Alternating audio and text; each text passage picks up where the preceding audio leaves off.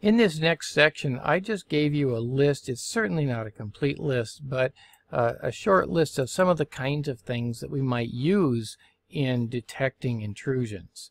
So we might use deviations from the protocols. I just mentioned that up here with stateful protocol analysis. We might notice that some packets are fragmented more than they typically are. So these highly fragmented packets might mean something's going on. Duplicate sequence numbers. We know that in the TCP protocol, we have sequence numbers for each segment. And if we start seeing duplicate segment numbers, we might say, wait a minute, there's something fishy going on here. Company policy violations. Now, the company itself would have to program these into the rule set for that particular IDS or IPS.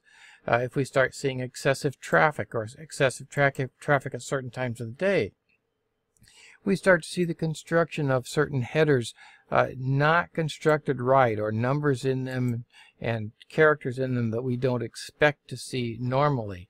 The appearances of certain IP addresses or MAC addresses suddenly. If a new MAC address comes online that you don't expect on your network, then there's something fishy going on perhaps.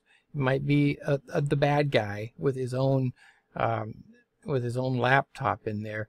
And so we're going to look for IP and MAC addresses. Now, of course, if it's a visitor system, we expect different IP and MAC addresses. Rogue wireless devices popping up, the presence of active network scanners, ping sweeps, that kind of thing. There are many others, but this is just a good sample of the kinds of things we might write rules for in detecting these alarms.